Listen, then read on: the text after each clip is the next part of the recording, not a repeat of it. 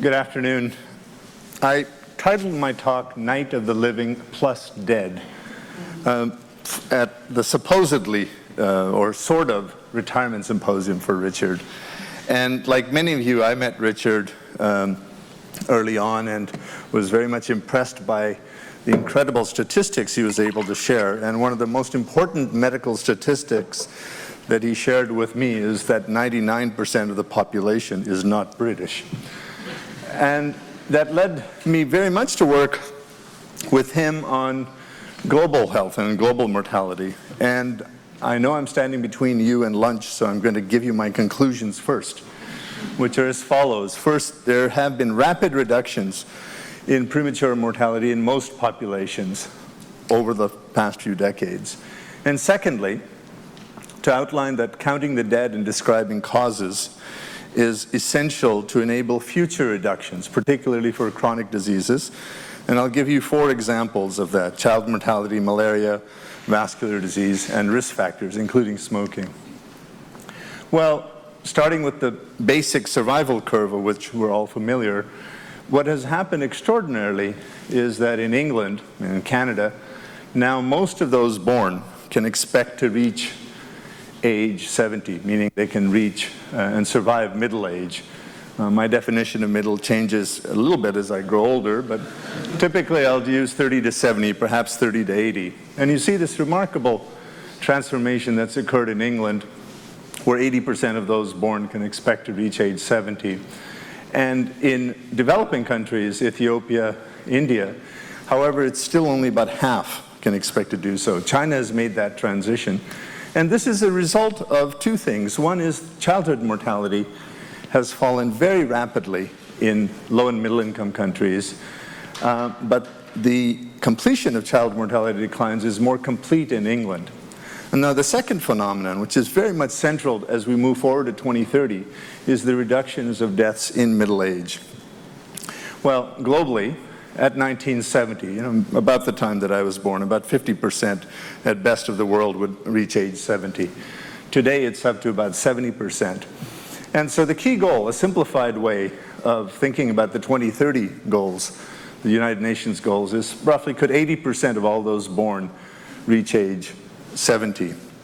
And this has been in some work that Richard and Orle Norheim and I and others did, been translated into the idea of a 40% cut in death rates by 2030 versus 2010. Now, is this possible? Well, it would need the control of deaths of premature mortality. So roughly there's 30 million deaths before age 60 or before age 70 currently.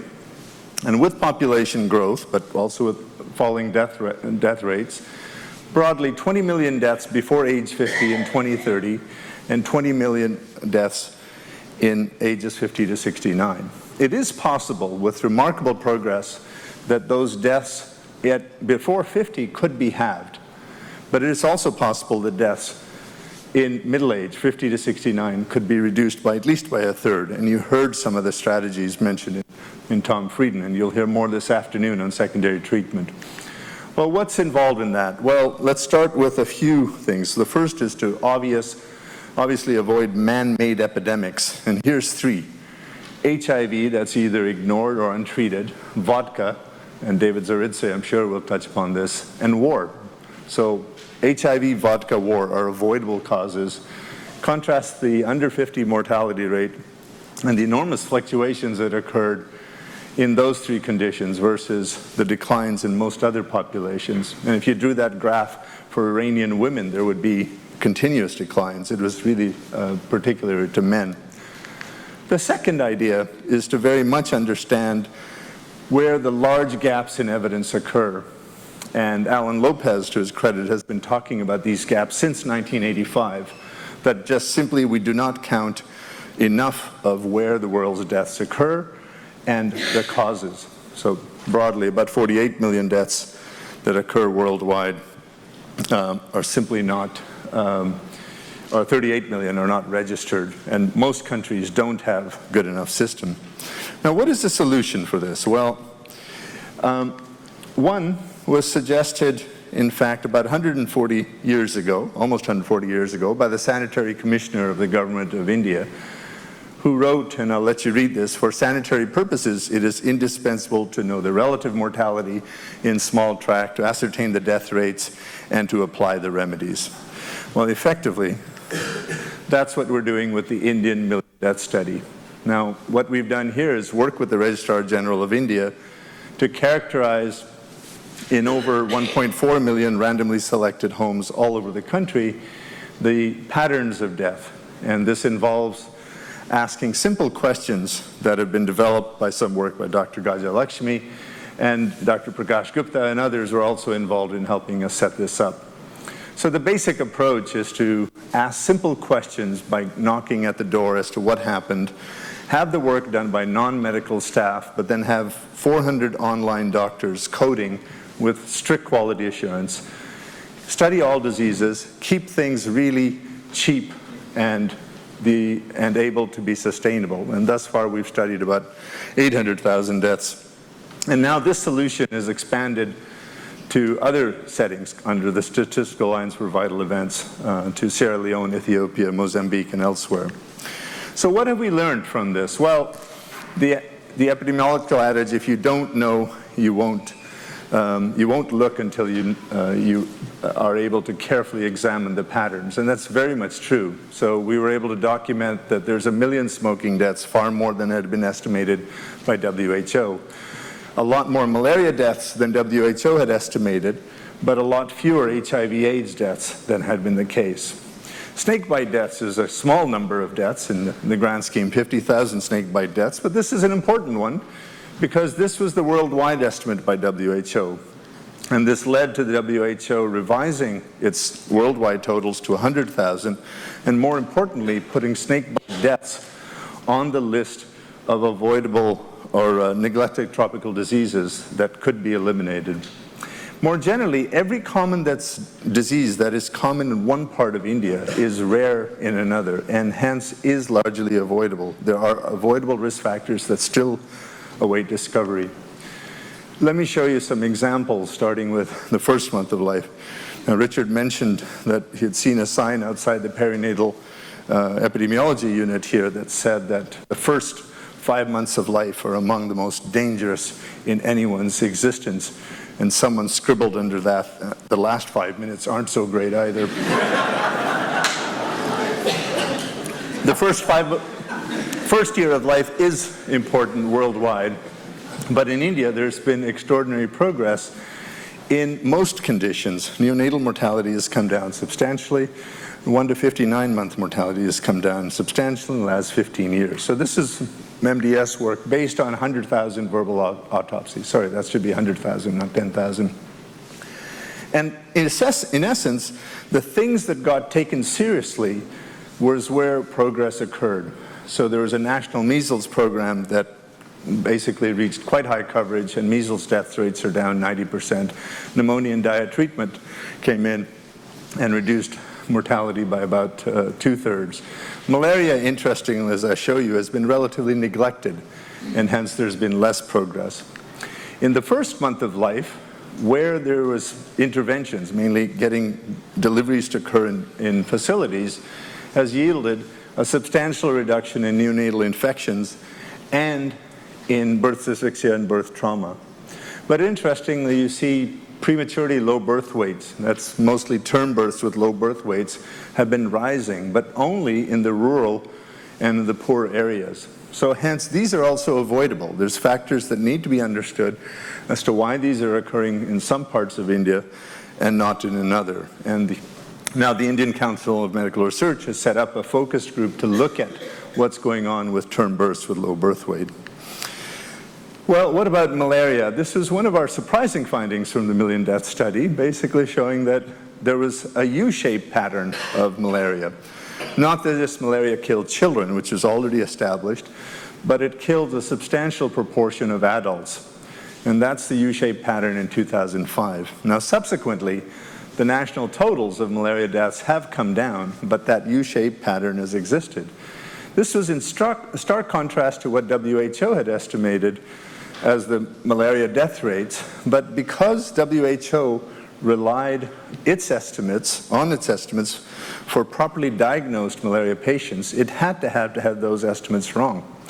If you treat malaria, or if you diagnose malaria, you treat it and you cure it, so you can't actually understand the mortality patterns. And this is important because in parts of Africa where malaria remains common, there is this persistence of this U-shaped pattern. So if you look on the far right, Agincourt, which does not have much malaria, it has no U-shaped pattern. But the other places where malaria remains endemic sees a U-shaped pattern, suggesting malaria is killing children and adults. And this requires further investigation.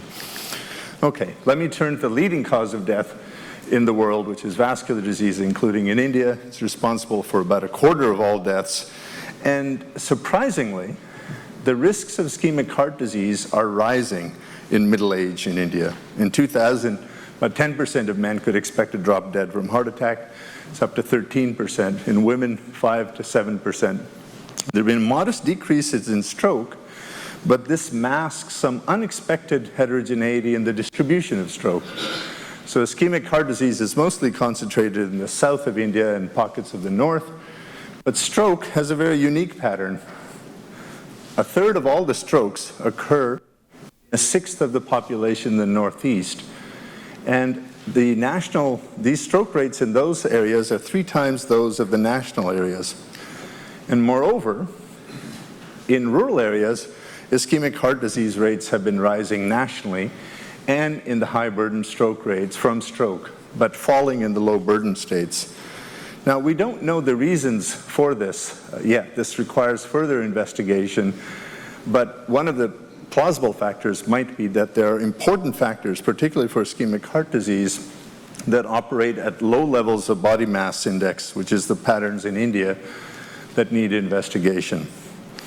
Okay, let me turn to risk factors, because going forward to 2030, we'd have to understand risk factors as well as the patterns of mortality. And let me start with somewhat of an esoteric one, which is Indian vegetarianism, which is peculiar because it's a lifelong pattern typically. And here you see the pockets of parts of India that are vegetarian in the green, and in the purple are those that are non-vegetarian. So mostly it's up in the northeast. And what do we find when we look at vegetarian mortality? Well, effectively no overall protection on all-cause mortality. But the interesting story very much is in cardiac mortality. And for young men and young women, in fact, there's a slight excess risk of being a vegetarian. And this is particularly interesting when you look at the risks in men, so slight risk, a relative risk of 1.1. In women, it's a little higher, 1.16. But interestingly, in wives, it's even bigger, 1.43. Now, why is that? Well, what we speculate is that what vegetarianism is a pointer to is basically the amount of overall caloric intake, but also the proportion of that that is mostly driven by carbohydrate. The women eat whatever is left at the end of the day when particularly much of the proteins and fats have already been consumed. So this is an interesting pattern that we're exploring further. Okay, let me turn to smoking. As already been alluded, is probably the most important and actionable risk factor to concern. On drinking, I won't spend much time doing that. I know David is going to be touching upon this, but I think the key message for drinking is don't drink like a Russian male. Aside from that, in many populations, smoking will be causing a lot more deaths than will drinking, but Russia is unique. But let's start with obesity. Well, obesity is sometimes called the new tobacco, but it is very different. As you've seen now, prolonged smokers can expect to lose a decade of life.